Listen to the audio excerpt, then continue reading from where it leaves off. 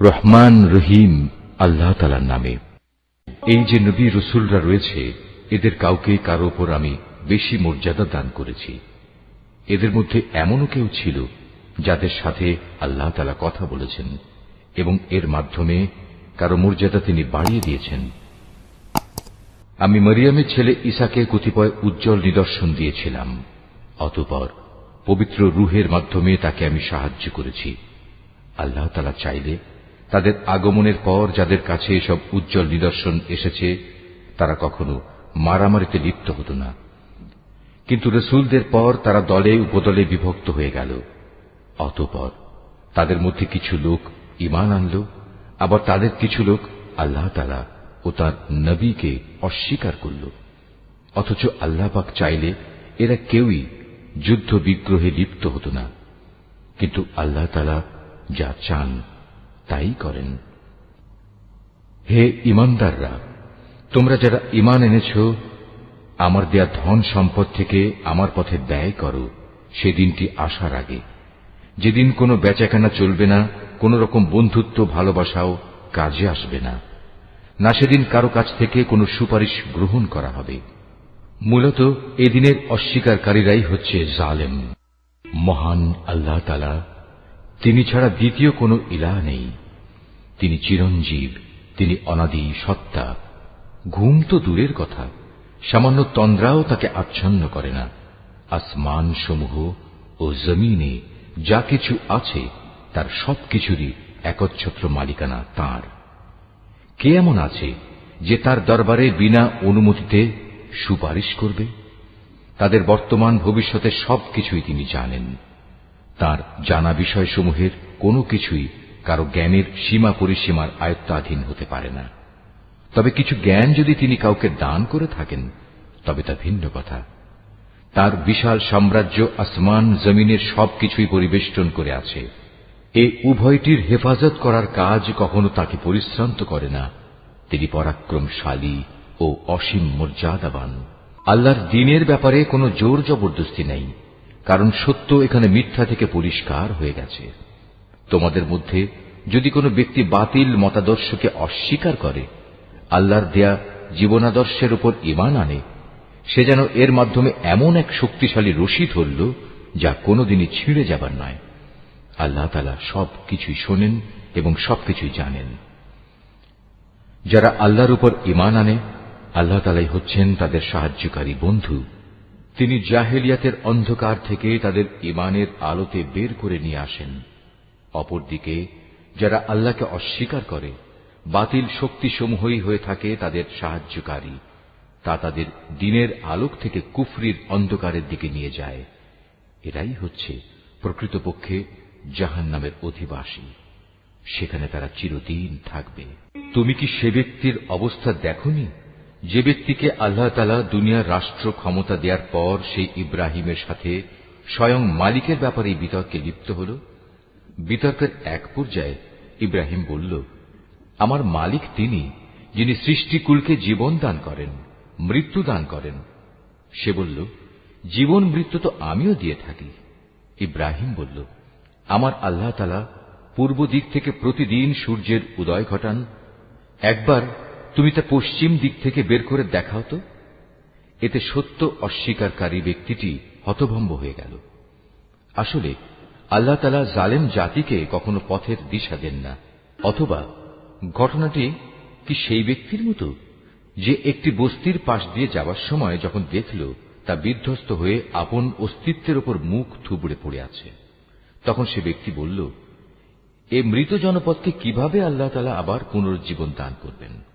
এক পর্যায়ে আল্লাহ তাআলা সত্যি সত্যি তাকে মৃত্যু দান করলেন এবং এভাবেই তাকে 100 বছর ধরে মৃত ফেলে রাখলেন। অতঃপর তাকে পুনরায় জীবিত করলেন। এবার জিজ্ঞেস করলেন, বলতে পারো তুমি কতকাল মৃত অবস্থায় কাটিয়েছ? সে বলল, আমি একদিন কিংবা একদিনের কিছু অংশ মৃত অবস্থায় কাটিয়েছি। আল্লাহ তাআলা বললেন, বরং এমনি অবস্থায় তুমি 100 বছর কাটিয়ে দিয়েছ। তাকিয়ে দেখো তোমার নিজস্ব খাবার ও পানীয়ের দিকে, দেখবে তা বিন্দুমাত্র পচেনি। তোমার গাধাটির দিকেও দেখো, তাও একই অবস্থায় আছে। আমি এসব এজন্যই দেখালাম যেন আমি তোমাকে মানুষদের জন্য পরকালীন জীবনের একটি জীবন্ত প্রমাণ হিসেবে উপস্থাপন করতে পারি। এই মৃত জীবের হাড় পাঁজরগুলোর দিকে তাকিয়ে দেখো, তুমি নিজেই দেখতে পাবে আমি কিভাবে তা একটার সাথে আরেকটা জোড়া লাগিয়ে নতুন জীবন দিয়েছি। অতঃপর কিভাবে তাকে আমি গোশতের পোশাক পরিয়ে দিয়েছি। অতএব এভাবে আল্লাহর দেখানো এ বিষয়টি যখন তার কাছে পরিষ্কার হয়ে গেল, তখন সে বলে উঠল, আমি এটা জানি, অবশ্যই আল্লাহ তাআলা সব কিছুর উপর ক্ষমতাবান। আরো স্মরণ করো যখন ইব্রাহিম বলল, হে মালিক, মৃতকে তুমি কিভাবে পুনরায় জীবিত করো তা আমাকে একটু দেখিয়ে দাও। আল্লাহ তাআলা বললেন, কেন, না দেখে কি তুমি বিশ্বাস করো না? ইব্রাহিম বলল, হ্যাঁ প্রভু, আমি বিশ্বাস করি, কিন্তু এর দ্বারা আমার মন একটু সান্ত্বনা পাবে, এই যা। আল্লাহ তাআলা বললেন, তুমি বরং এক কাজ করো, 4টি পাখি ধরে আনো, অতঃপর আস্তে আস্তে এই পাখিগুলোকে তোমার কাছে পোষ মানিয়ে নাও, যাতে ওদের নাম তোমার কাছে পরিচিত হয়ে যায়। তারপর তাদের শরীর কেটে কয়েক টুকরায় ভাগ করো, তাদের কাটা এক একটি টুকরো এক একটি পাহাড়ের উপর রেখে এসো। অতঃপর ওদের সবার নাম ধরে তুমি ডাকো, দেখবে জীবন্ত পাখিতে পরিণত হয়ে ওরা তোমার কাছে দৌড়ে আসবে। তুমি জেনে রাখো, আল্লাহ তাআলা মহা শক্তিশালী, বিজ্ঞ, কুশলী। যারা নিজেদের ধন সম্পদ আল্লাহ তাআলার পথে খরচ করে, তাদের উদাহরণ হচ্ছে একটি বীজের মতো, যে বীজটি বপন করার পর তা থেকে একে একে 7টি শীষ বেরুল, আবার এর প্রতিটি শীষে রয়েছে 100 শস্য দানা। আসলে আল্লাহ তাআলা যাকে চান তাকে বহু গুণ বৃদ্ধি করে দেন। আল্লাহ তাআলা অনেক প্রশস্ত, অনেক বিজ্ঞ। যারা আল্লাহ তাআলার পথে নিজেদের ধন সম্পদ ব্যয় করে এবং ব্যয় করে তা প্রচার করে বেড়ায় না, খোঁটা দেয় না এবং কষ্টও দেয় না, এজন্য তাদের মালিকদের কাছে তাদের জন্য পুরস্কার সংরক্ষিত রয়েছে। শেষ বিচারের দিন এদের কোনো ভয় নেই, তাদের সেদিন দুশ্চিন্তাগ্রস্তও হতে হবে না। একটুখানি সুন্দর কথা বলা এবং উদারতা দেখিয়ে ক্ষমা করে দেয়া সেই দানের চাইতে অনেক ভালো, যে দানের পরিণামে কষ্টই আসে।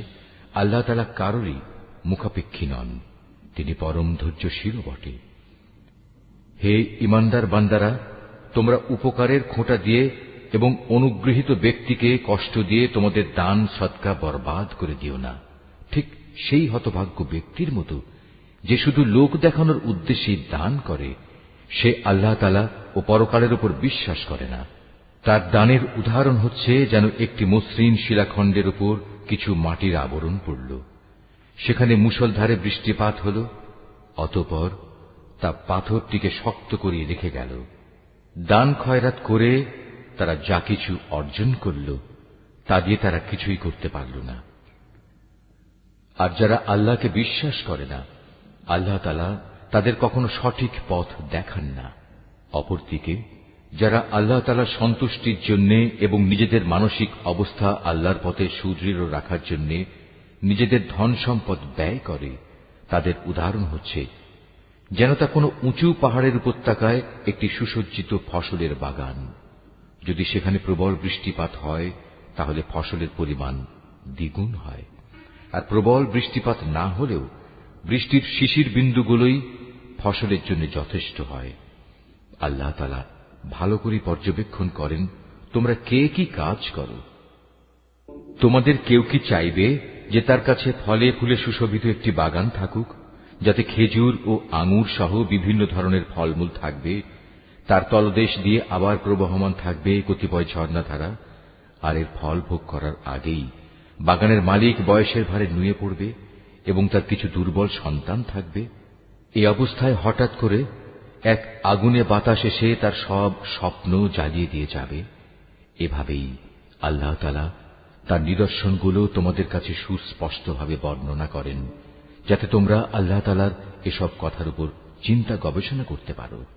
হে ঈমানদার লোকেরা, তোমরা নিজেরা যা অর্জন করেছ সে পবিত্র সম্পদ এবং যা আমি জমিনের ভেতর থেকে তোমাদের জন্য বের করে এনেছি তার থেকে একটি উৎকৃষ্ট অংশ আল্লাহর পথে ব্যয় করো।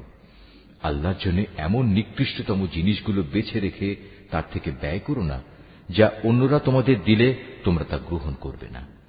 অবশ্য যা কিছু তোমরা অনিচ্ছাকৃতভাবে গ্রহণ করো তা আলাদা। তোমরা জেনে রেখো, আল্লাহ তাআলা তোমাদের দানের মুখাপেক্ষী নন। সব প্রশংসার মালিক তো তিনিই। শয়তান সব সময় তোমাদের অভাব অনটনের ভয় দেখাবে এবং সে নানাবিধ অশ্লীল কর্মকাণ্ডের আদেশ দেবে। আর আল্লাহ তাআলা তোমাদের তার কাছ থেকে অসীম বরকত ও ক্ষমার প্রতিশ্রুতি দিচ্ছেন এবং সেদিকেই তিনি তোমাদের ডাকছেন। আল্লাহ তাআলা প্রাচুর্যময় ও সম্যক অবগত। আল্লাহ তাআলা যাকে চান তাকে একান্তভাবে তার পক্ষ থেকে বিশেষ জ্ঞান দান করেন। আর যে ব্যক্তিকে আল্লাহ তাআলার সেই বিশেষ জ্ঞান দেওয়া হল, সে যেন মনে করে তাকে প্রচুর কল্যাণ দান করা হয়েছে। আর প্রজ্ঞা সম্পন্ন ব্যক্তি ছাড়া আল্লাহর এসব কথা থেকে অন্য কেউ কোনো শিক্ষাই গ্রহণ করতে পারে না। তোমরা যা কিছু খরচ করো আর যা কিছু খরচ করার জন্য মানত করো, আল্লাহ তাআলা অবশ্যই তা ভালো করেই জানেন। জালেমদের আসলেই কোনো সাহায্যকারী নেই। আল্লাহ তাআলা সন্তুষ্টির জন্য তোমরা যা কিছু দান করো, তা যদি প্রকাশ্যভাবে মানুষদের সামনে করো তা ভালো কথা, তাতে কোনো দোষ নেই। তবে যদি তোমরা তা মানুষদের কাছে গোপন রাখো এবং চুপে চুপে অসহায়দের দিয়ে দাও, তা হবে তোমাদের জন্য উত্তম। এ দানের কারণে আল্লাহ তাআলা তোমাদের বহুবিধ গুনাহ খাতা মুছে দেবেন। আর তোমরা যাই করো না কেন, আল্লাহ তাআলা সবকিছু সম্পর্কেই ওয়াকিবহাল রয়েছেন।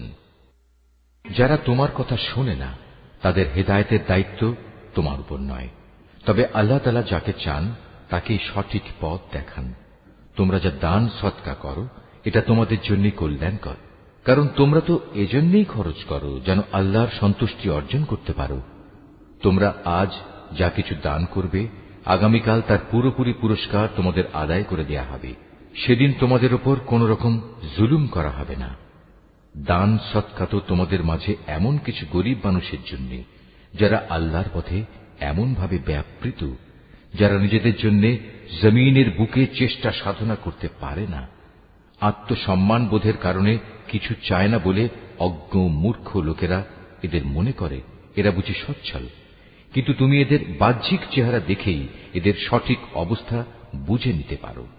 এরা মানুষদের কাছ থেকে কাকুতি মিনতি করে ভিক্ষা করতে পারে না। তোমরা যা কিছুই খরচ করবে, আল্লাহ তাআলা তার যথার্থ বিনিময় দেবেন, কারণ তিনি সবকিছুই দেখেন। যারা দিনরাত প্রকাশ্যে ও সঙ্গোপনে নিজেদের মাল সম্পদ ব্যয় করে, তাদের মালিকের দরবারে তাদের এ দানের প্রতিফল সুরক্ষিত রয়েছে। তাদের উপর কোন রকম ভয় ভীতি থাকবে না, তারা চিন্তিতও হবে না। যারা সুদ খায়, তারা মাথা উঁচু করে দাঁড়াতে পারবে না। দাঁড়ালেও তার দাঁড়ানো হবে সে ব্যক্তির মতো যাকে শয়তান নিজস্ব পরশ দিয়ে দুনিয়ার লোভ লালসায় মহাচ্ছন্ন করে রেখেছে। এটা এই কারণে যেহেতু এরা বলে ব্যবসা বাণিজ্য তো সুদের মতোই একটা কারবারের নাম, অথচ আল্লাহ তাআলা ব্যবসা হালাল করেছেন এবং সুদকে হারাম করেছেন। তাই তোমাদের যার যার কাছে তার মালিকের পক্ষ থেকে সুদ সংক্রান্ত এ উপদেশ পৌঁছেছে, সে অতঃপর সুদের কারবার থেকে বিরত থাকবে। আগে এ আদেশ আসা পর্যন্ত যে সুদ সে খেয়েছে তা তো তার জন্য অতিবাহিত হয়েই গেছে। তার ব্যাপার একান্তই আল্লাহ তাআলার সিদ্ধান্তের উপর। কিন্তু এরপর যে ব্যক্তি আবার সুদী কারবারে ফিরে আসবে, তারা অবশ্যই জাহান্নামের অধিবাসী হবে, সেখানে তারা চিরদিন থাকবে। আল্লাহ তাআলা সুদ নিশ্চিহ্ন করেন, অপরদিকে দান সৎকার পবিত্র কাজকে তিনি উত্তরোত্তর বৃদ্ধি করেন। আল্লাহ তাআলা তার নিয়ামতের প্রতি অকৃতজ্ঞ পাপিষ্ঠ ব্যক্তিদের কখনো পছন্দ করেন না। তবে যারা সত্যিকার অর্থে আল্লাহ তাআলার উপর ঈমান এনেছে এবং ভালো কাজ করেছে, নামাজ প্রতিষ্ঠা করেছে, যাকাত আদায় করেছে, তাদের সেদিন কোনো ভয় থাকবে না, তারা সেদিন চিন্তিতও হবে না। হে ঈমানদার লোকেরা, তোমরা সুদের ব্যাপারে আল্লাহকে ভয় করো। আগের সুদী কারবারের যেসব বকেয়া আছে তোমরা তা ছেড়ে দাও, যদি সত্যিই তোমরা আল্লাহর উপর ঈমান আনো। যদি তোমরা এমনটি না করো, তাহলে অতঃপর আল্লাহ তাআলা ও তাঁর রাসূলের পক্ষ থেকে তোমাদের বিরুদ্ধে যুদ্ধের ঘোষণা থাকবে। আর যদি এখনো তোমরা আল্লাহর দিকে ফিরে আসো, তাহলে তোমরা তোমাদের মূলধন ফিরে পাবার অধিকারী হবে। সুদী কারবার দ্বারা অন্যের উপর জুলুম করো না, তোমাদের উপরও অতঃপর সুদের জুলুম করা হবে না। সে ঋণ গ্রহীতা ব্যক্তি কখনো যদি অভাবগ্রস্ত হয়ে পড়ে তাহলে তার উপর চাপ দিও না, বরং তার সচ্ছলতা ফিরে আসা পর্যন্ত তাকে অবকাশ দাও। আর যদি তা মাফ করে দাও তাহলে তা হবে তোমাদের জন্য অতি উত্তম কাজ। যদি তোমরা ভালোভাবে জানো তাহলে তাই করো। সেদিনটিকে ভয় করো যেদিন তোমাদের সবাইকে আল্লাহর দিকে ফিরিয়ে নেওয়া হবে। সেদিন প্রত্যেক মানব সন্তানকে জীবনভর কামাই করা পাপ পুণ্যের পুরোপুরি ফলাফল দিয়ে দেয়া হবে। কারো উপর সেদিন কোন ধরনের জুলুম করা হবে না। হে ঈমানদার বান্দারা, তোমরা যখন পরস্পরের সাথে নির্দিষ্ট একটি সময়ের জন্য ঋণের চুক্তি করো তখন তা লিখে রাখো। তোমাদের মধ্যকার যে কোনো একজন লেখক সুবিচারের ভিত্তিতে এ চুক্তিনামা লিখে দেবে। যাকে আল্লাহ তাআলা লেখা শিখিয়েছেন সে যেন কখনো লিখতে অস্বীকৃতি না জানায়। লেখার সময় ঋণ গ্রহীতা লেখককে বলে দেবে কি কি শর্ত সেখানে লিখতে হবে। এ পর্যায়ে লেখককে অবশ্যই তার মালিক আল্লাহ তাআলাকে ভয় করা উচিত। চুক্তিনামা লেখার সময় লক্ষ্য রাখতে হবে তার কিছু যেন বাদ না পড়ে। যদি সে ঋণ গ্রহীতা অজ্ঞ, মূর্খ এবং সব দিক থেকে দুর্বল হয়, অথবা চুক্তিনামার কথাবার্তা বলে দেওয়ার ক্ষমতাই তার না থাকে, তাহলে তার পক্ষ থেকে তার কোনো অভিভাবক ন্যায়ানুগ পন্থায় বলে দেবে কি কি কথা লিখতে হবে। তদুপরি তোমাদের মধ্যে থেকে দুইজন পুরুষকে এ চুক্তিপত্রে সাক্ষী বানিয়ে নিও। যদি দুইজন পুরুষ একত্রে পাওয়া না যায় তাহলে একজন পুরুষ এবং দুজন মহিলা সাক্ষী হবে, যাতে করে তাদের একজন ভুলে গেলে দ্বিতীয়জন তাকে স্মরণ করিয়ে দিতে পারে। এমন সব লোকদের মধ্যে থেকে সাক্ষী নিতে হবে যাদের উভয় পক্ষ পছন্দ করবে। সাক্ষীদের যখন সাক্ষী প্রদানের জন্য ডাকা হবে তখন তারা তা অস্বীকার করবে না। লেনদেনের সময় পরিমাণ ছোট হোক কিংবা বড় হোক, দিনক্ষণ সহ তা লিখে রাখার ব্যাপারে অবহেলা করো না। এটা আল্লাহর কাছে ন্যায্যতর ও সাক্ষ্য দানের ক্ষেত্রে অধিক মজবুত ভিত্তির উপর প্রতিষ্ঠিত, এবং পরবর্তীকালে যাতে তোমরা সন্দিগ্ধ না হও তার সমাধানের জন্যও এটা নিকটতর পন্থা। যা কিছু তোমরা নগদ হাতে হাতে আদান প্রদান করো তা সব সময় না লিখলেও তোমাদের কোনো ক্ষতি নেই, তবে ব্যবসায়িক লেনদেনের সময় অবশ্যই সাক্ষী রাখবে। দলিলের লেখক ও চুক্তিনামার সাক্ষীদের কখনো তাদের মত বদলানোর জন্য কষ্ট দেয়া যাবে না। তারপরেও তোমরা যদি তাদের এ ধরনের যাতনা প্রদান করো তাহলে জেনে রেখো তা হবে তোমাদের জন্য একটি মারাত্মক গুনাহ। এ ব্যাপারে আল্লাহ তাআলা তোমাদের সব কিছুই শিখিয়ে দিচ্ছেন, কেননা আল্লাহ তাআলা সব কিছুই জানেন। যদি তোমরা কখনো সফরে থাকো এবং এ কারণে ঋণের চুক্তি লেখার মতো কোনো লেখক না পাও, তাহলে চুক্তি লেখার বদলে কোনো জিনিস বন্ধক রেখে দাও।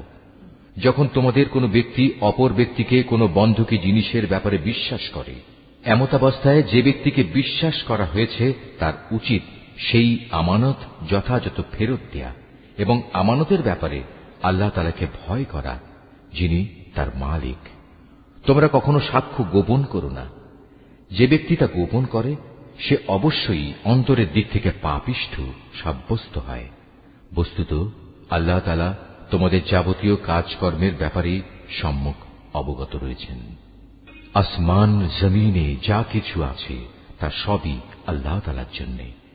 তোমরা তোমাদের মনের ভেতরে যা কিছু আছে তা যদি প্রকাশ করো কিংবা তা গোপন করো, আল্লাহ তাআলা একদিন তোমাদের কাছ থেকে এর পুরোপুরি হিসাব গ্রহণ করবেন।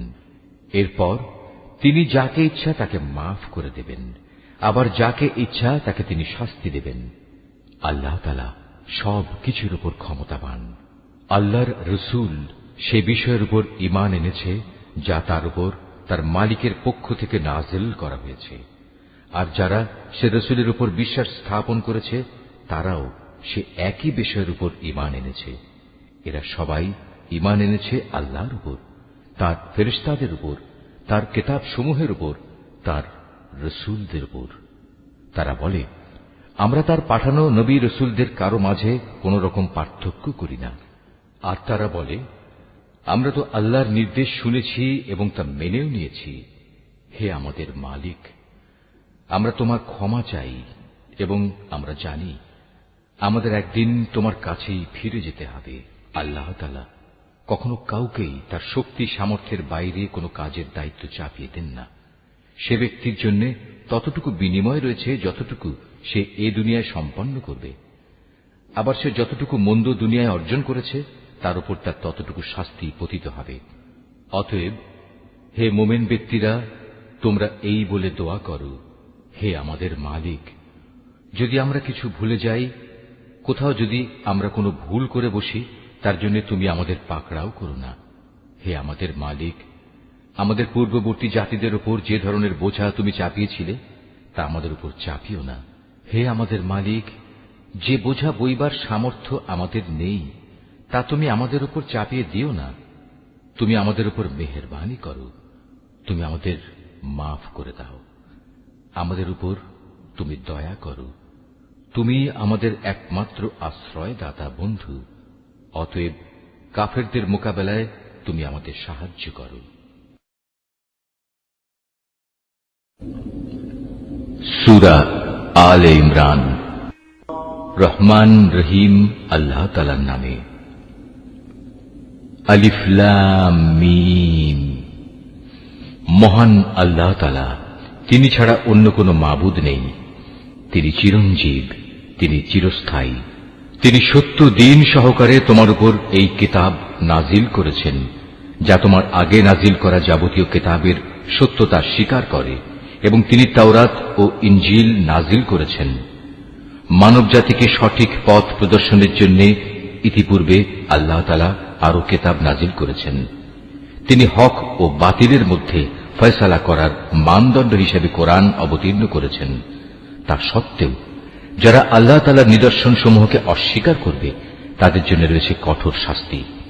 আল্লাহ তাআলা অসীম ক্ষমতার মালিক, তিনি চরম প্রতিশোধ গ্রহণকারীও বটে। আল্লাহ তাআলার কাছে আকাশমালা ও ভূখণ্ডের কোন তথ্যই গোপন নেই। তিনি তো সেই মহান সত্তা যিনি মায়ের পেটে থাকতেই তার ইচ্ছা মতো তোমাদের আকৃতি গঠন করেছেন। আসলেই আল্লাহ তাআলা ছাড়া দ্বিতীয় কোনো মাবুদ নেই। তিনি প্রচন্ড ক্ষমতাশালী এবং প্রবল প্রজ্ঞাময়। তিনি সেই মহান সত্তা। তিনি তোমার উপর এই কিতাব নাজিল করেছেন। এই কিতাবে দু ধরনের আয়াত রয়েছে। এর কিছু হচ্ছে সুস্পষ্ট দ্ব্যর্থহীন আয়াত, সেগুলি হচ্ছে কিতাবের মৌলিক অংশ। এছাড়া বাকি আয়াতগুলো হচ্ছে রূপক বর্ণনায় বর্ণিত মানুষের মাঝে যাদের অন্তরে বক্রতা রয়েছে। তারা এগুলোকে কেন্দ্র করেই নানা ধরনের ফিতনা ফাসাদ সৃষ্টি করা এবং আল্লাহর কিতাবের অপব্যাখ্যা করার উদ্দেশ্যে এসব রূপক আয়াত থেকে কিছু অংশের অনুসরণ করে। মূলত এসব রূপক বিষয়ের ব্যাখ্যা আল্লাহ তাআলা ছাড়া আর কেউ জানে না। এ কারণেই যাদের মধ্যে জ্ঞানের গভীরতা আছে সেসব ব্যক্তি বলে, আমরা এর সবটুকুর উপর ঈমান এনেছি। এগুলো সবই তো আমাদের মালিকের পক্ষ থেকে আমাদের দেয়া হয়েছে। সত্য কথা হচ্ছে, আল্লাহর হেদায়েতে প্রজ্ঞা সম্পন্ন লোকেরাই কেবল শিক্ষা গ্রহণ করে থাকে। তারা আরো বলে, হে আমাদের মালিক, একবার যখন তুমি আমাদের সঠিক পথের দিশা দিয়েছ, তখন আর তুমি আমাদের মনকে বাঁকা করে দিও না। একান্ত তোমার কাছ থেকে আমাদের প্রতি দয়া করো, কেননা যাবতীয় দয়ার মালিক তো তুমি। হে আমাদের মালিক, তুমি অবশ্যই সমগ্র মানব জাতিকে তোমার সামনে হিসাব নিকাশের জন্য একদিন একত্রিত করবে, এতে কোন রকম সন্দেহ নাই। নিঃসন্দেহে আল্লাহ তাআলা কখনোই ওয়াদা ভঙ্গ করেন না। যারা আল্লাহ তাআলা ও তাঁর বিধান অস্বীকার করেছে তাদের ধন সম্পদ ও সন্তান সন্ততি আল্লাহর আযাব থেকে তাদের বাঁচানোর ব্যাপারে কোনই উপকারে আসবে না। পরিণামে তারাই হবে জাহান্নামের ইন্ধন। তাদের পরিণতি হবে ফিরআউন ও তাদের পূর্ববর্তী নাফরমান জাতিসমূহের মতো। তারা আমার আয়াতসমূহ মিথ্যা প্রতিপন্ন করেছিল। অতএব তাদের অপরাধের কারণে আল্লাহ তাআলা তাদের শক্ত করে পাকড়াও করলেন। বস্তুত শাস্তি প্রয়োগে আল্লাহ তাআলা অত্যন্ত কঠোর। হে নবী, যারা আল্লাহকে অস্বীকার করে সেসব বিদ্রোহী কাফেরদের তুমি বলে দাও, অচিরেই তোমরা এই দুনিয়ায় লাঞ্ছিত পরাজিত হবে এবং পরকালে তোমাদের জাহান্নামের আগুনের কাছে জড়ো করা হবে। আর জাহান্নাম তা তো হচ্ছে অত্যন্ত নিকৃষ্ট অবস্থান। সে দল দুটোর মধ্যে তোমাদের জন্য শিক্ষণীয় কিছু নিদর্শন মজুদ ছিল। যারা বদরের সম্মুখ সমরে একে অপরের সামনাসামনি হয়েছিল। এদের মধ্যে এক বাহিনী লড়ছিল আল্লাহর দ্বীনের পথে, আর অপর বাহিনীটি ছিল অবিশ্বাসী কাফেরদের। এই সম্মুখ সমর তারা চর্মচক্ষু দিয়ে তাদের প্রতিপক্ষকে তাদের দ্বিগুণ দেখতে পাচ্ছিল। তারপরেও আল্লাহ তাআলা যাকে চান তাকে সাহায্য ও বিজয় দান করেন। এসব ঘটনার মাঝে সেসব লোকের জন্য অনেক কিছু শেখার আছে যারা অন্তর্দৃষ্টি সম্পন্ন। নারী জাতি, সন্তান সন্ততি, কাঁড়ি কাঁড়ি সোনা রূপা, পছন্দসই ঘোড়া, গৃহপালিত জন্তু ও জমিনের ফসল সব সময়ই মানব সন্তানের জন্য লোভনীয় করে রাখা হয়েছে। এসব হচ্ছে পার্থিব জীবনের ভোগের সামগ্রী মাত্র। স্থায়ী জীবনের উৎকৃষ্ট আশ্রয় তো একমাত্র আল্লাহ তাআলার কাছে রয়েছে। হে নবী, তুমি তাদের বলো, আমি কি তোমাদের এর চাইতে উৎকৃষ্ট কোন বস্তুর কথা বলবো? হ্যাঁ, সে উৎকৃষ্ট বস্তু হচ্ছে তাদের জন্য যারা আল্লাহকে ভয় করে।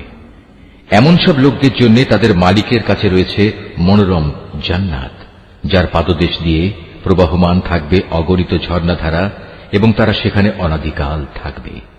আরো থাকবে তাদের পূত পবিত্র সঙ্গী ও সঙ্গিনীরা। সর্বোপরি থাকবে আল্লাহ তাআলার অনাবিল সন্তুষ্টি।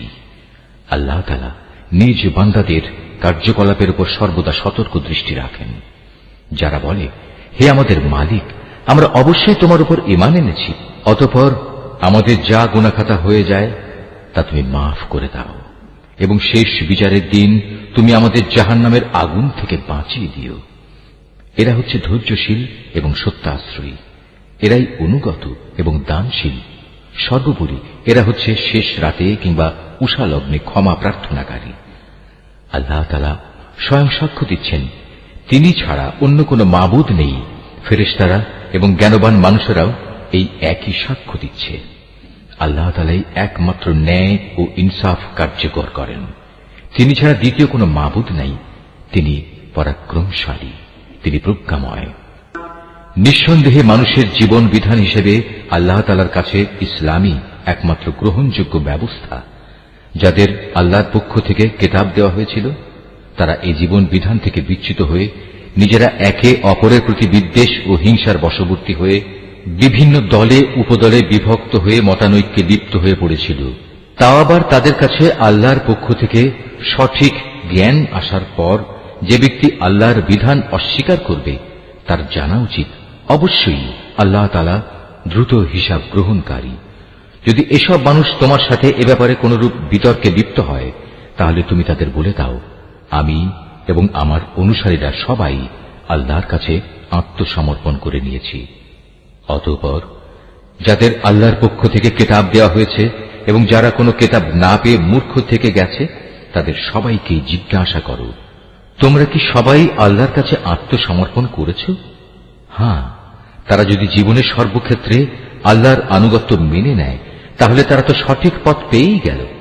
কিন্তু তারা যদি ঈমান থেকে মুখ ফিরিয়ে নেয়, তাহলে মনে রেখো, তোমার দায়িত্ব হচ্ছে কেবল আমার কথা পৌঁছে দেয়া।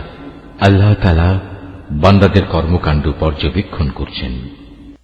নিঃসন্দেহে যারা আল্লাহর নাজিল করা নিদর্শনসমূহ অস্বীকার করে, যারা অন্যায়ভাবে নবীদের হত্যা করে এবং মানব জাতিকে যারা ন্যায় ও ইনসাফ মেনে চলার আদেশ দেয় তাদের হত্যা করে, এদের তুমি এক কঠোর শাস্তির সুসংবাদ দাও। এদের অবস্থা হচ্ছে দুনিয়া আখিরাত উভয় স্থানেই এদের কর্ম ব্যর্থ নিষ্ফল হয়ে গেছে, আর এ কারণেই এদের কোথাও কোনো সাহায্যকারী থাকবে না। হে নবী, তুমি তাদের সম্পর্কে চিন্তা করে দেখেছ কি, যাদের আমার কিতাবের কিছু অংশ দেয়া হয়েছিল, অতঃপর তাদের যখন আল্লাহর কিতাবের সে অংশের দিকে ডাকা হল যা তাদের মধ্যকার অমীমাংসিত বিষয়সমূহের মীমাংসা করে দেবে, তখন তাদের একদল লোক এ হেদায়েত থেকে মুখ ফিরিয়ে নিল। মূলত এরাই হচ্ছে সেসব লোক যারা আল্লাহর ফয়সালা থেকে পরান্মুখ থাকে। এটা এ কারণে যে এ নির্বোধ লোকেরা বলে, দোজখের আগুন আমাদের শরীর কখনো স্পর্শ করবে না, আর যদি একান্ত করেও তা হবে হাতে গোনা কয়েকটি দিনের ব্যাপার মাত্র। মূলত তাদের নিজেদের ধর্ম বিশ্বাসের মাঝে নিজেদের মন গড়া ধারণাই তাদের প্রতারিত করে রেখেছে। অতঃপর সেদিন অবস্থান কেমন হবে, যেদিন আমি সমগ্র মানব সন্তানকে একত্রিত করব, যেদিন সম্পর্কে কোনো দ্বিধা সন্দেহের অবকাশ নেই। সেদিন প্রত্যেক মানব সন্তানকেই তার নিজস্ব অর্জিত বিনিময় পুরোপুরি দিয়ে দেয়া হবে এবং সেদিন কার উপর বিন্দুমাত্র জুলুম করা হবে না। হে নবী, তুমি বলো, হে রাজাধিরাজ মহান আল্লাহ, তুমি যাকে ইচ্ছা তাকে সাম্রাজ্য দান করো, আবার যার কাছ থেকে চাও তা কেড়েও নিয়ে যাও। যাকে ইচ্ছা তুমি সম্মানিত করো, যাকে ইচ্ছা তুমি অপমানিত করো। সব রকমের কল্যাণ তো তোমার হাতেই নিবদ্ধ। নিশ্চয়ই তুমি সবকিছুর উপর একক ক্ষমতাবান। তুমি রাতকে দিনের মাঝে সামিল করো, আবার দিনকে রাতের ভেতর সামিল করো। প্রাণহীন বস্তু থেকে তুমি যেমন প্রাণের আবির্ভাব ঘটাও, আবার প্রাণহীন অসাড় বস্তু বের করে আনো প্রাণ সর্বস্ব জীব থেকে, এবং যাকে ইচ্ছা তুমি বিনা হিসেবে রিজিক দান করো। ইমানদার ব্যক্তিরা কখনো ইমানদারদের বদলে অবিশ্বাসী কাফেরদের নিজেদের বন্ধু বানাবে না। যদি তোমাদের কেউ তা করে তবে আল্লাহর সাথে তার কোনো সম্পর্কই থাকবে না। হ্যাঁ, তাদের কাছ থেকে কোনো আশঙ্কা থাকলে তোমরা নিজেদের বাঁচাতে গেলে ভিন্ন কথা। আল্লাহ তাআলা তো বরং তার নিজের ব্যাপারেই তোমাদের ভয় দেখাচ্ছেন বেশি, কারণ তোমাদের আল্লাহর কাছেই ফিরে যেতে হবে। হে নবী, তুমি বলো, তোমরা তোমাদের মনের ভেতর কিছু গোপন করে রাখো কিংবা তা সবার সামনে প্রকাশ করে দাও, তা আল্লাহ তাআলা ভালোভাবে অবগত হন। আসমান, জমিন ও এর আভ্যন্তরীণ সবকিছু তিনি জানেন। সর্বোপরি আল্লাহ তাআলা সৃষ্টি লোকের সবকিছুর উপর ক্ষমতাবান। তিনি সকল শক্তির আধার। যেদিন প্রত্যেকেই তার ভালো কাজ সামনে হাজির দেখতে পাবে, যে ব্যক্তির কৃতকর্ম খারাপ থাকবে সে সেদিন কামনা করতে থাকবে যে তার মধ্যে এবং বিচারের এই দিনটির মাঝে যদি দুস্তর একটা তফাৎ থাকত। আল্লাহ তাআলা তো তোমাদের তার ক্ষমতা ও শাস্তি থেকে ভয় দেখাচ্ছেন, কারণ আল্লাহ তাআলা তার বান্দাদের সাথে অত্যন্ত অনুগ্রহশীল।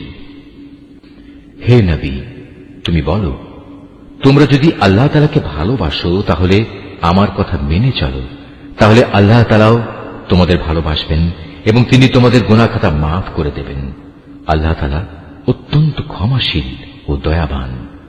তুমি আরো বলো, তোমরা আল্লাহ তাআলা ও তার রসুলের কথা মেনে চলো।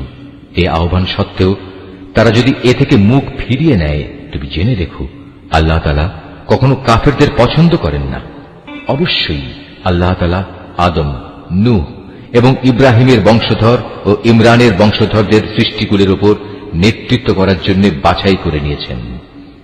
নেতৃত্বে সমাসীন এদের সন্তানরা বংশানুক্রমে পরস্পরের বংশধর। আল্লাহ তাআলা সবার কথাবার্তা শুনতে পান এবং সব কথা তিনি জানেন। স্মরণ করো, যখন ইমরানের স্ত্রী বলল, হে আমার মালিক, আমার গর্ভে যে সন্তান আছে তাকে আমি স্বাধীনভাবে তোমার দ্বীনের কাজ করার জন্য উৎসর্গ করলাম। তুমি আমার পক্ষ থেকে এ সন্তানটিকে কবুল করে নাও। অবশ্যই তুমি সব কথা শোনো এবং সব বিষয়ে জানো। অতঃপর একসময় যখন ইমরানের স্ত্রী সেই সন্তান জন্ম দিল, তখন সে বলল, হে আমার মালিক, এ কি?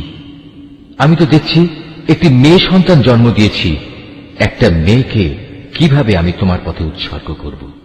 আল্লাহ তাআলা তো ভালোভাবেই জানতেন ইমরানের স্ত্রী কোন ধরনের শিশু জন্ম দিয়েছে। আসলে আল্লাহ তাআলার কোনো কোনো কাজের জন্য ছেলে কিন্তু কখনো মেয়ের মতো হবে না। ইমরানের স্ত্রী বলল, আমি এই শিশুর নাম রাখলাম মারিয়াম, এবং আমি এই শিশু ও তার অনাগত সন্তানকে অভিশপ্ত শয়তানের অনিষ্ট থেকে রক্ষার জন্য তোমার কাছে আশ্রয় চাই। আল্লাহ তাআলা ইমরানের স্ত্রীর দোয়া কবুল করলেন এবং এ মেয়েটিকে অত্যন্ত আগ্রহ ভরেই গ্রহণ করে নিলেন এবং ধীরে ধীরে এই মেয়েটিকে তিনি ভালোভাবে গড়ে তুললেন। আর সেজন্যই আল্লাহ তাআলা তাকে জাকারিয়ার তত্ত্বাবধানে রেখে দিলেন। বড় হবার পর যখনই জাকারিয়া তার কাছে তার নিজস্ব ইবাদতের কক্ষে যেত, তখনই দেখতে পেত সেখানে কিছু খাবার মজুদ রয়েছে। খাবার দেখে জাকারিয়া জিজ্ঞেস করত, হে মারিয়াম, এসব খাবার তোমার কাছে কোত্থেকে আসে? মারিয়াম জবাব দিত, এসব আসে আমার মালিক আল্লাহর কাছ থেকে। আর অবশ্যই আল্লাহ তাআলা যাকে চান তাকে বিনা হিসেবে রিজিক দান করেন। সেখানে দাঁড়িয়েই জাকারিয়া তার মালিকের কাছে দোয়া করল, হে আমার মালিক, তুমি তোমার কাছ থেকে আমাকে তোমার অনুগ্রহের প্রতীক হিসেবে একটি নেক সন্তান দান করো। নিশ্চয়ই তুমি মানুষের ডাক শোনো। ফেরেশতারা তাকে ডাক দিল এমন এক সময়ে যখন সে ইবাদতের কক্ষে নামাজ আদায় করছিল, ফেরেশতারা বলল, হে জাকারিয়া, আল্লাহ তাআলা তোমার ডাক শুনেছেন। অবশ্যই আল্লাহ তাআলা তোমাকে ইয়াহিয়ার জন্ম সম্পর্কে সুসংবাদ দিচ্ছেন। তোমার সে সন্তান আল্লাহর পক্ষ থেকে তার বাণীর সত্যায়ন করবে। সে হবে সমাজের নেতা, সে হবে সচ্চরিত্রবান, সে হবে নবী, সর্বোপরি সে হবে সৎ কর্মশীল ব্যক্তিদের একজন। এ কথা শুনে জাকারিয়া বলল, হে আমার মালিক, আমার ঘরে ছেলে হবে কিভাবে? একে তো আমি নিজে বার্ধক্যে উপনীত হয়ে গেছি, তদুপরি আমার স্ত্রীও বন্ধা, সন্তান ধারণে সম্পূর্ণ অক্ষম। আল্লাহ তাআলা বললেন, হ্যাঁ, এভাবেই হয়। আল্লাহ তাআলা যা চান তাই তিনি করেন। জাকারিয়া নিবেদন করল, হে মালিক, তুমি আমার জন্য এর কিছু পূর্ব লক্ষণ ঠিক করে দাও। আল্লাহ তাআলা বললেন, হ্যাঁ, তোমার সে লক্ষণ হবে এই যে তুমি 3 দিন 3 রাত পর্যন্ত মানুষের সাথে ইশারা ইঙ্গিত ছাড়া কথাবার্তা বলবে না। এই অবস্থায় তুমি তোমার মালিককে বেশি বেশি স্মরণ করবে এবং সকাল সন্ধ্যায় তার পবিত্র নামসমূহের তসবিহ পাঠ করতে থাকবে। রুকু 5। অতঃপর মরিয়ম বয়প্রাপ্ত হল।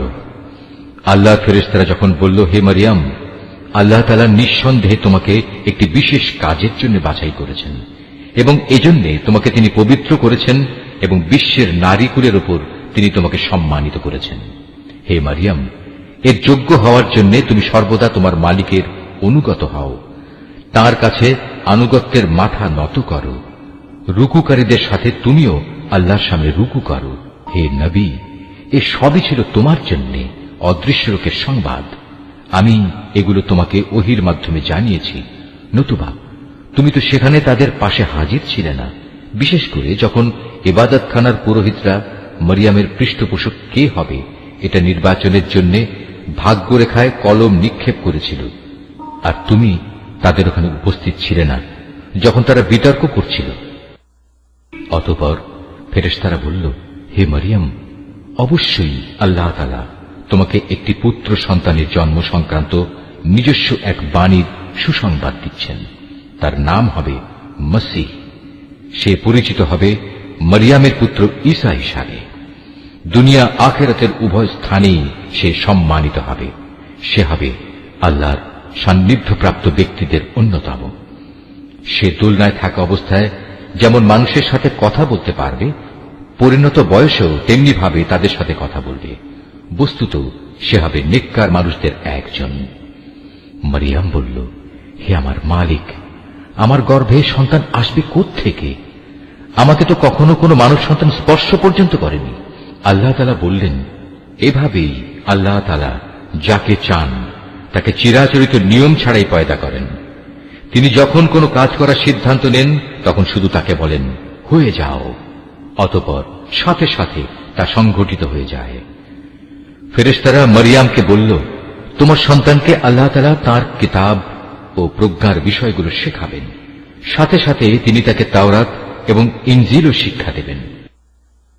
আল্লাহ তাআলা তাকে বনী ইসরাইলদের কাছে রসুল করে পাঠালেন। অতঃপর সে আল্লাহর রসুল হয়ে তাদের কাছে এসে বলল, আমি নিঃসন্দেহে তোমাদের মালিকের কাছ থেকে নবুয়তের কিছু নিদর্শন নিয়ে এসেছি। সেই নিদর্শনগুলো হচ্ছে, আমি তোমাদের জন্য মাটি দ্বারা পাখির মতো করে একটি আকৃতি গঠন করব এবং পরে তাতে ফুঁ দেব। অতঃপর তোমরা দেখবে এই আকৃতিটি আল্লাহর ইচ্ছায় জীবন্ত পাখি হয়ে যাবে, আর জন্মান্ধ এবং কুষ্ঠ রোগীকেও সুস্থ করে দেব। আল্লাহর ইচ্ছায় এভাবে আমি মৃতকেও জীবিত করে দেব।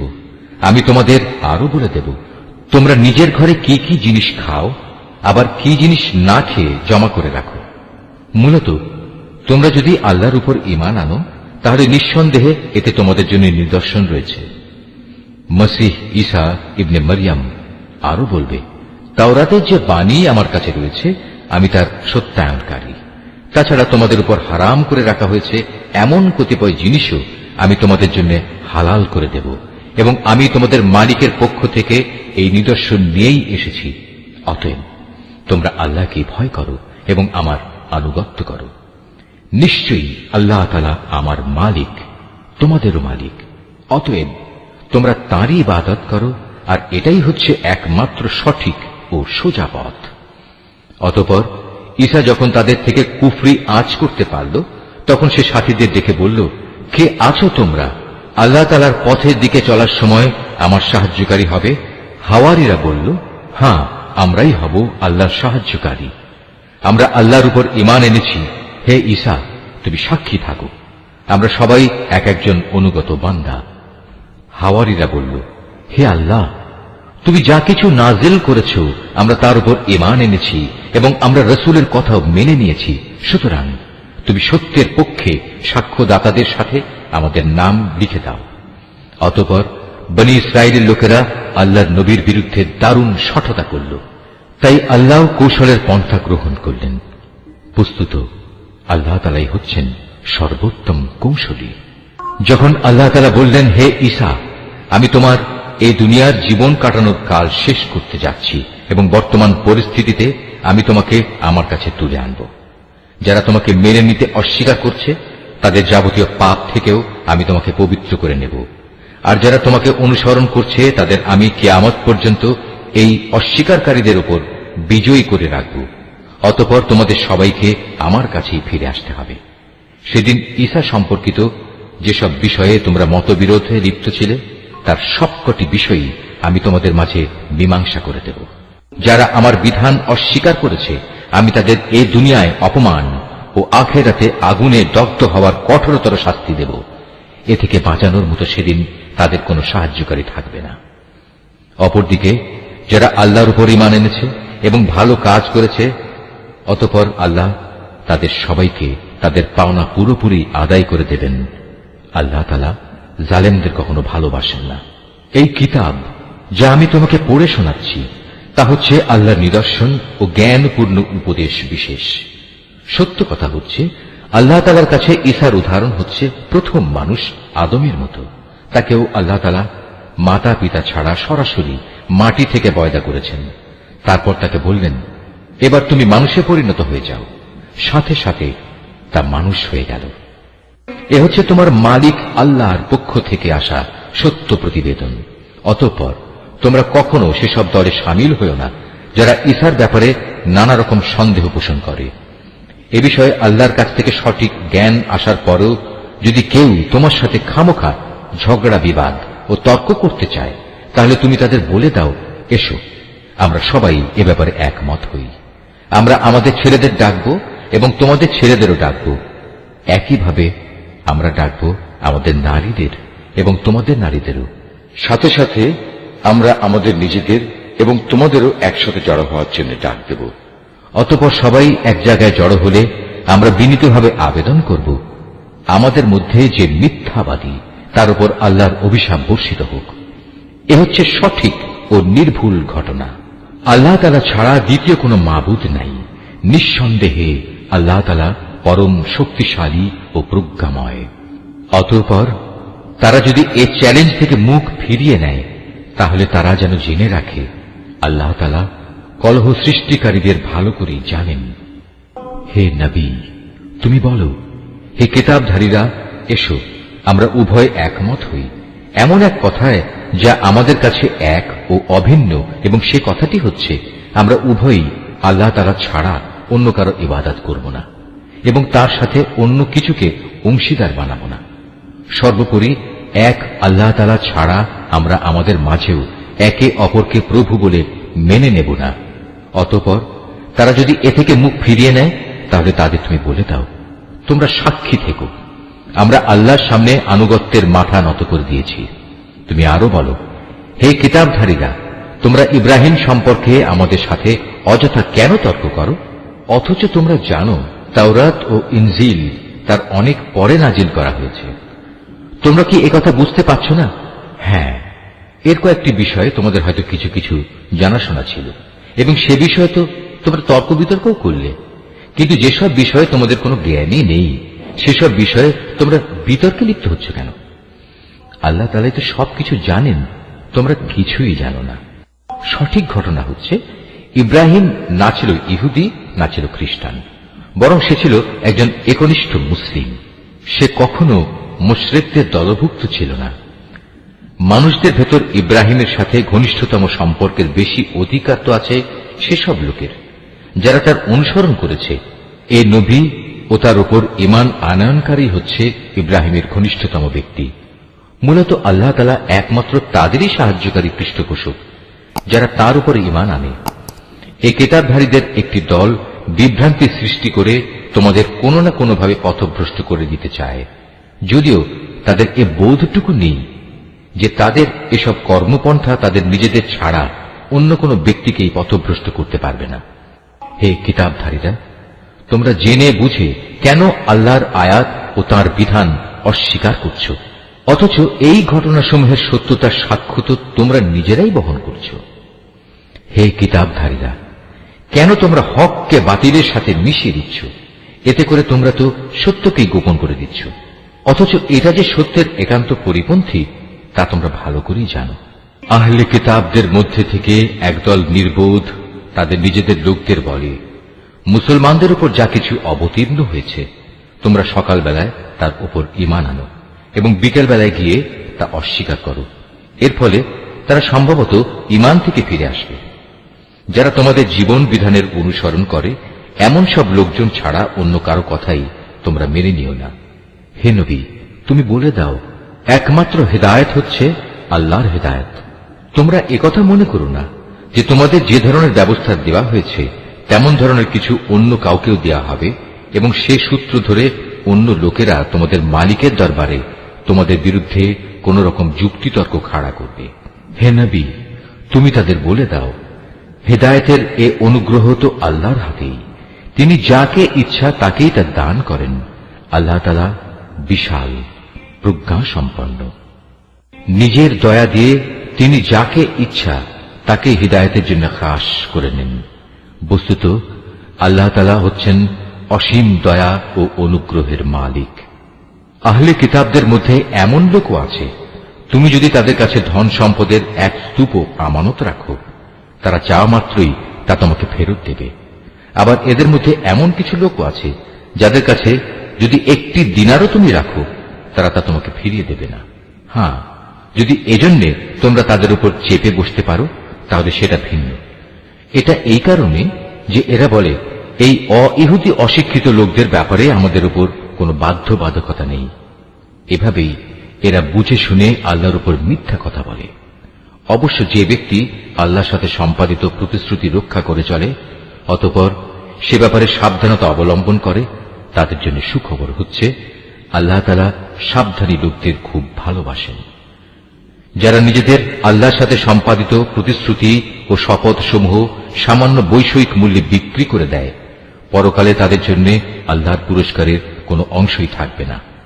সেদিন এদের সাথে আল্লাহ তাআলা কোনো কথাবার্তা বলবেন না, এমনকি সেদিন আল্লাহ তাআলা তাদের দিকে তাকিয়েও দেখবেন না এবং আল্লাহ তাআলা তাদের পাক পবিত্রও করবেন না। সত্যি এদের জন্য রয়েছে কঠোর পীড়াদায়ক আযাব। এদের মধ্যে এমন কিছু লোকও আছে যারা কিতাবের কোনো অংশ যখন পড়ে তখন নিজেদের জিহ্বাকে এমনভাবে এদিক সেদিক করে নেয় যাতে তোমরা মনে করতে পারো যে সে সত্যি বুঝি তা কিতাবের কোনো অংশ, কিন্তু তা কিতাবের কোনো অংশই নয়। তারা আরো বলে, এটা আল্লাহর কাছ থেকেই এসেছে, কিন্তু আসলে তা আল্লাহর কাছ থেকে আসা কিছু নয়। এরা জেনে শুনে আল্লাহর উপর মিথ্যা কথা বলে চলেছে।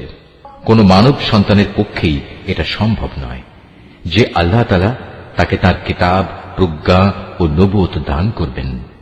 অতঃপর সে লোকদের ডেকে বলবে, তোমরা আল্লাহকে ছেড়ে এখন সবাই আমার বান্দা হয়ে যাও। বরং সে তো নবুয়ত প্রাপ্তির পর এ কথাই বলবে, তোমরা সবাই তোমাদের মালিকের বান্দা হয়ে যাও। এটা এই কারণে যে তোমরাই মানুষদের এই কিতাব শেখাচ্ছিলে এবং তোমরা নিজেরাও তাই অধ্যয়ন করছিলে। আল্লাহর ফেরেশতা ও তার নবীদের প্রতিপালক রূপে স্বীকার করে নিতে এ ব্যক্তি তোমাদের কখনো আদেশ দেবে না। একবার আল্লাহর অনুগত মুসলমান হবার পর সে কিভাবে তোমাদের পুনরায় কুফরির আদেশ দিতে পারে? আল্লাহ তাআলা যখন তার নবীদের কাছ থেকে প্রতিশ্রুতি নিয়েছিলেন তখন তিনি বলেছিলেন, এ হচ্ছে কিতাব ও তার ব্যবহারিক জ্ঞান কৌশল যা আমি তোমাদের দান করলাম। অতঃপর তোমাদের কাছে যখন আমার কোন রসূল আসবে যে তোমাদের কাছে রক্ষিত আগের কিতাবের সত্যায়ন করবে, তখন তোমরা অবশ্যই তার আনিত বিধানের উপর ঈমান আনবে এবং তাকে সাহায্য করবে। আল্লাহ তাআলা জিজ্ঞাসা করলেন, তোমরা কি এ কথার উপর আমার এ অঙ্গীকার গ্রহণ করেছ? তারা বলল, হ্যাঁ, আমরা মেনে চলার অঙ্গীকার করছি। আল্লাহ তাআলা বললেন, তাহলে তোমরা সাক্ষী থেকো এবং আমিও তোমাদের সাথে এ অঙ্গীকারে সাক্ষী হয়ে রইলাম। অতঃপর যারা তা ভঙ্গ করে এ থেকে মুখ ফিরিয়ে নেবে তারা অবশ্যই বিদ্রোহী বলে পরিগণিত হবে। তারা কি আল্লাহর দেয়া জীবন ব্যবস্থার বদলে অন্য কোন বিধানের সন্ধান করছে? অথচ আসমান জমিনে যা কিছু আছে, ইচ্ছায় হোক কিংবা অনিচ্ছায় হোক, আল্লাহ তাআলার বিধানের সামনে আত্মসমর্পণ করে আছে এবং প্রত্যেককে তো তাঁর কাছেই ফিরে যেতে হবে। হে নবী, তুমি বলো, আমরা আল্লাহর উপর ঈমান এনেছি আমাদের উপর যা নাজিল করা হয়েছে তার উপর।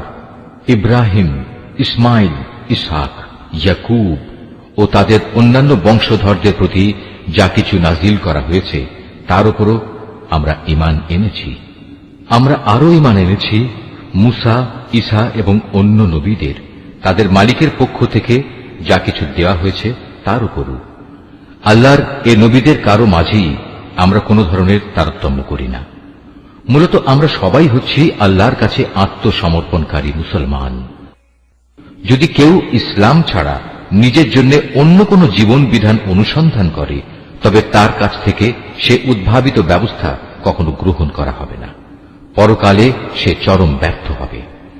বলো, যারা ঈমানের আলো পাওয়ার পর কুফরি করেছে, আল্লাহ তাআলা তাদের কিভাবে আবার আলোর পথ প্রদর্শন করবেন? অথচ এর আগে এরাই সাক্ষ্য দিয়েছিল যে আল্লাহর রসুল সত্য এবং এ রসুলের মাধ্যমেই এদের কাছে উজ্জ্বল নিদর্শন সমূহ এসেছিল। আসলে আল্লাহ তাআলা কখনো সীমা লঙ্ঘনকারী ব্যক্তিদের সঠিক পথ প্রদর্শন করেন না। এসব সীমা লঙ্ঘনজনিত কার্যকলাপের একমাত্র প্রতিদান হিসেবে তাদের উপর আল্লাহ তাআলা তাঁর ফেরেশতা ও অন্য সব মানুষের অভিশাপ বর্ষিত হবে। সে অভিশপ্ত স্থান হচ্ছে জাহান্নাম। সেখানে তারা অনাদিকাল ধরে পড়ে থাকবে। এক মুহূর্তের জন্যও তাদের উপর শাস্তির মাত্রা কমানো হবে না, না আযাব থেকে তাদের একটুখানি বিরাম দেওয়া হবে। তবে তাদের কথা আলাদা, যারা এসব কিছুর পর তওবা করেছে এবং তারপর নিজেদের সংশোধন করে নিয়েছে। আল্লাহ তাআলা অবশ্যই ক্ষমাশীল ও পরম দয়ালু। কিন্তু যারা একবার ঈমান আনার পর কুফরির পথ অবলম্বন করেছে, অতঃপর তারা এই বেঈমানি কার্যকলাপ দিন দিন বাড়াতেই থেকেছে, আল্লাহর দরবারে তাদের তওবা কখনো কবুল হবে না, কারণ এ ধরনের লোকেরাই হচ্ছে পথভ্রষ্ট। রুকু 10।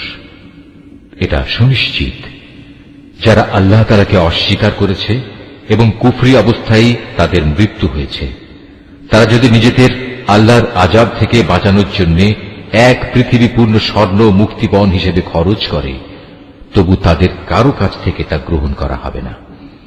বস্তুত এরাই হচ্ছে সেসব হতভাগ্য ব্যক্তি যাদের জন্য রয়েছে মর্মন্তুদ আযাব, আর সেদিন তাদের কোনো সাহায্যকারীও থাকবে না। নিশ্চয়ই আল্লাহ যা বলেছেন সত্য বলেছেন।